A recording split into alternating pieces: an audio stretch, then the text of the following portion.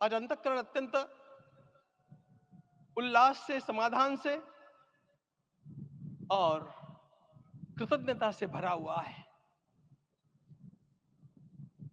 हमारा संपूर्ण राष्ट्र और पूरा विश्व भी आज भगवान श्री राम की प्रतिष्ठा से आलोकित होने का पर्व आरंभ हो चुका है। यह केवल एक मंदिर में एक मूर्ति की प्रतिष्ठा नहीं है, यह इस देश की अस्मिता, इस देश का स्वाभिमान और इस देश का आत्मविश्वास, इसकी प्रतीक्षा है। 500 वर्षों की प्रतीक्षा के पश्चात यह संभव हो सका। इसके जो अनेक कारण हैं, उनके ऊपर तो आलोक हमारे सारे सम्माननीय अभ्यागत डालेंगे ही। मैं केवल एक काम के लिए यहां पर खड़ा हूं, छोटा सा काम।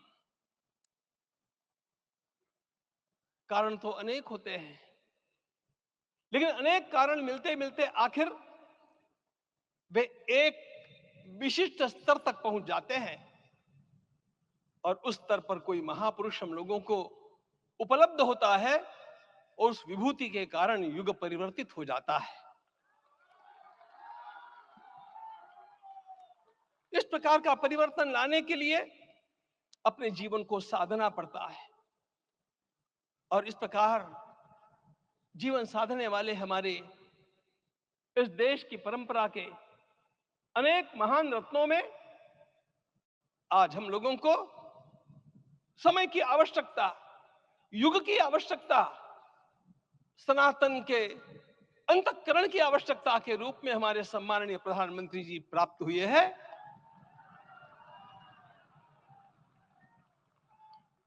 यह केवल इस देश का नहीं, यह संपूर्ण विश्व का सौभाग्य है कि आज एक ऐसा राजदर्शी हम लोगों को प्राप्त हुआ।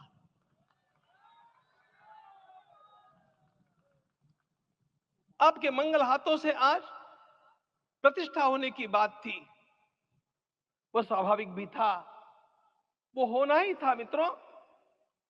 लेकिन मुझे इस बात का आश्चर्य हुआ जब मुझे लगभग 20 दिन पूर्व समाचार मिले कि माननीय प्रधानमंत्री जी को इस प्रतिष्ठा के लिए स्वयं अपने लिए क्या क्या अनुष्ठान करके सिद्ध करना चाहिए स्वयं को, उसकी नियमावली आप लिख करके भेजें।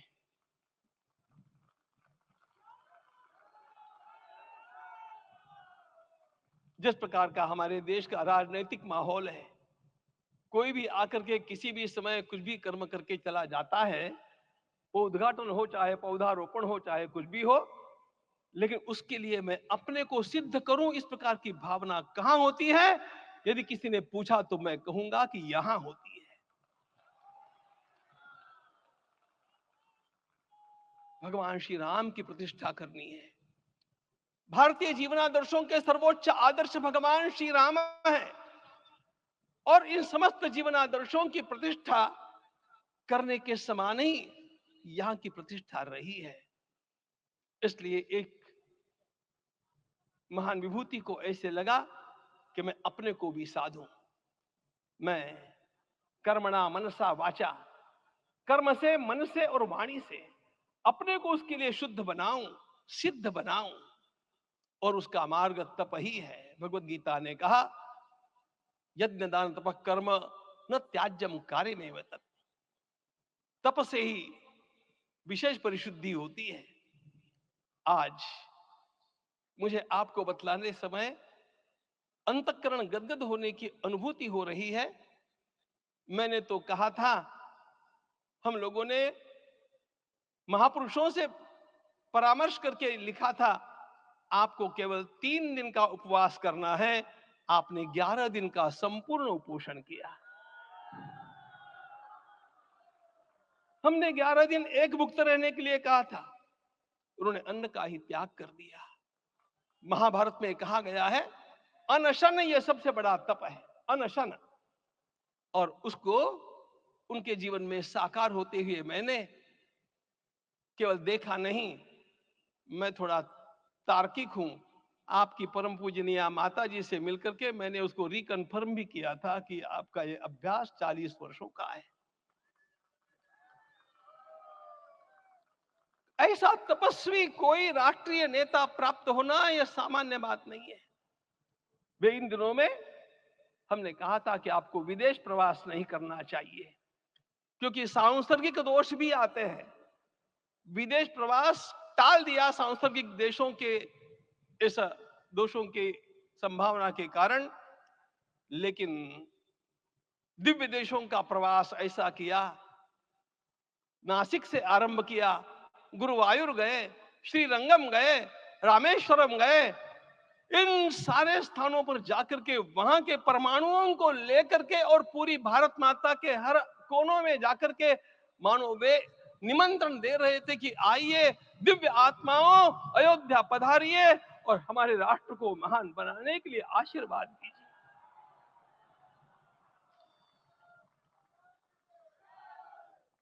हमने केवल कहा था 3 दिनों तक आपको भूमि शयन करना चाहिए। 11 दिनों से आप भूमि शयन कर रहे हैं।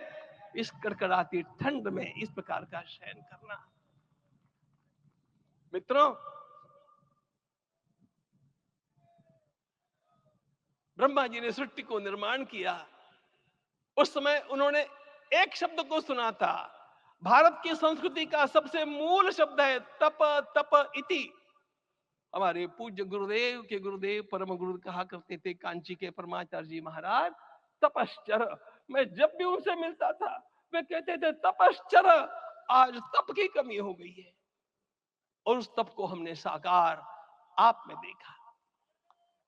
मुझे इस परंपरा को देखते हुए केवल एक राजा याद आता है जिसमें यह सब कुछ था, और उस राजा का नाम छत्रपति शिवाजी महाराज। छत्रपति शिवाजी महाराज। मित्रों, लोगों को पता नहीं है शायद, वे स्वयं जब मल्लिकार्जुन के दर्शन के लिए श्रीशैलम के ऊपर गए, 3 दिन का उपवास किया, 3 दिन शिव मंदिर में रहे, और महाराज ने कहा कि मुझे राज्य नहीं करना है, मुझे संन्यास लेना है, मैं शिव जी की आराधना के लिए जन्मा हूं, मुझे संन्यास लेना है, मुझे वापस मत ले जाइए। इतिहास का वो बड़ा विलक्षण प्रसंग है। उस प्रसंग में उनके सारे ज्येष्ठ मंत्रियों ने उनको समझाया और लौटा करके लाया कि यह भी आपका कार्य भगवत सेवा ही है। आज हम लोगों को उसी प्रकार के एक महापुरुष ऐसे प्राप्त हुए हैं जिसको भगवती जगदम्बा ने स्वयं हिमालय से लौटा करके भेज दिया कि जाओ भारत माता की सेवा करो। तुम्हें भारत माता की सेवा करनी है। मैं अपने को कभी श्रद्धा रखने के बारे में भावुक नहीं पाता हूं, लेकिन कुछ स्थान ऐसे होते हैं जहां पर आदर के साथ अपना मस्तक अपने आप झुक जाता है।